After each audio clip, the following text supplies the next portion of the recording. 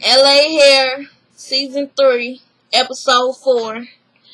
I'm gonna try to find the link for the full episode. If I can't, if you want me to start recording it myself, commercials will still be in it. I'm not good with editing. But if you want me to record it myself with my HD recorder or whatever, just like this video and comment down below and let me know that you want me to record it. But I'm going to try to find a link. So this is the review. So they first start off with, they just came back from Atlanta. And, surprisingly, Leah is there. And if you don't remember, Leah, from last episode, Leah and Kim, got into it. Leah blew up at her. She felt like she was unappreciated. And she basically just cussed her out in front of all the stylists. So then, Dante and Terry walk in or whatever. And she's still there with sort of an attitude. So then Kim come in and she speaks to Malika and don't speak to Leah. And then Kim goes in the back and tell her mama what happened or whatever and say, I don't know why, Leah blew up at me or whatever. And so then they get a package and Leah finds out that Kim ordered a steamer. And Leah's like, Malika, can you ask Kim, did she order the steamer? Because I do not remember authorizing, this transaction. And then Kim's like, Malika, can you tell, Leah that I'm the boss and that I do not need her permission to order a steamer, but I do need her to set up this steamer. And they going back and forth, and this was a childish-ass episode. Very childish. They not the only one being childish, but this is like, okay, it's both unprofessional on both of y'all parts. So then later on, they go to, out to eat or whatever with Leah, Jazz, and Kim. And, Jazz is trying to defuse the situation, but it's getting nowhere. And they start talking about, Leah starts saying, well, you can just kiss my ass. And Kim was like, well, I kiss it after I get finished kicking it. And then Jazz is like, well, hold on, I'm still your mother. It's like, yeah, y'all disrespectful as hell. Like, you cuss your sister out or whatever when your mama ain't around. You ain't gotta be cussing in front of your mama like that. Come on now, have some respect. So then, Leah starts to talk and tell her side of the story, and Kim, like, I know you mad at me or whatever, but can I have some of your grits? And Leah, just gets up and leave or whatever, and she's like, well, I'm gonna eat your grits. She's like, don't eat my grits. I'm getting a box to go, and I'm about to leave. And then she kisses Jazz and tell her bye, and she tells Kim bye, and Kim like, oh, well, she ain't, give me a hug. It's like, y'all being childish as hell right now. And no, she's not about to give you a hug because she's pissed at you. Just like you're pissed at her. You probably don't even want her to hug you. So then they go in there or whatever, and Leah finally swallows her pride and, set the steamer up. She says, well, she is my boss, and, so I'm going to be the bigger person, and I'm going to set the steamer up. So Lisa asks Leah, well, when am I going to get my barber chair? And she's like, well, in due time. And it's like, okay, Leah, that's unprofessional. Because she needs her damn barber chair. I guess she ain't used to, she don't understand that Lisa needs this barber chair so she can bend her men clients back and how big they are. Matter of fact, she ended up bringing some guy in there. He was like tall as hell. And, everybody is like, oh, Google eyes or whatever over him. And she tells Jazz, well, you see, this is the reason why I need my barber chair, because he can, look how big he is. And so Jazz doesn't really take her serious. She's just, she just all over the man. So then after her client left, she goes to the front with Malika, the new receptionist, And she's like, well, since they haven't ordered me a barber chair, I'ma just help them out. Let's look up and see if they got a barber chair. Okay, yeah.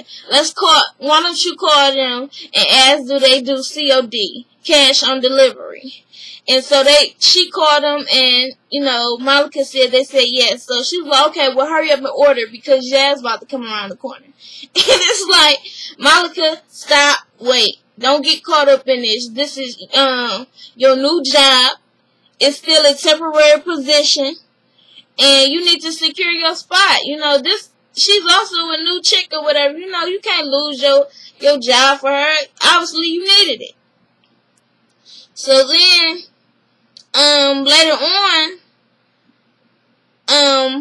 what happened? Later on, they found out that Leah and Malika had ordered the barber chair because it showed up. And Leah's asking them, well, who ordered this? And Lisa's like, well, me and Malika ordered it. And then she's like, well, did you pay for it by yourself, or do you want to be reimbursed for it? She's like, no, it was on cash on delivery. So they go to Malika, Kim and Leah go to Malika, and they like, who told you to order that barber chair? And she's like, well, Lisa told me to order the barber chair. And she's like, well, Lisa is not your boss, is she? And then she's like, no, sorry. So Kim's like, well, let me go check out the chair or whatever. So she goes check out the chair, and it's like, she's like, okay, this is okay for now, but I want it better for you. And so Leah pulls Malika to the side, and she's like, well, who told you to order that chair for her? And then she was like, no one. And then she's like, okay, me or Kim did not authorize that, and you do not take instructions from another stylist. Now, she needs to work for that chair. That's why we didn't order her that chair. She should work for it. And it's like, no, Leah, that's your new stylist. That's an investment. The money will come. She shouldn't have to wait forever until, her clientele or whatever can build up so she can pay for the chair, because if she had the chair, maybe she had more clientele. It's actually dangerous for her not to have that chair. And so then she's like, well, Malika, since that wasn't in the budget and your paycheck is in the budget, maybe we should just take it out of your paycheck. And Malika's like, no, I don't think that would be right. And she's like, well, yeah, I think it's a good idea. And it's like, damn, Malika, was your friendship that important over this chick you just met to possibly lose your job and lose, part of your paycheck for? So then, Ray J comes in, and, they all, oh my gosh, Ray J's.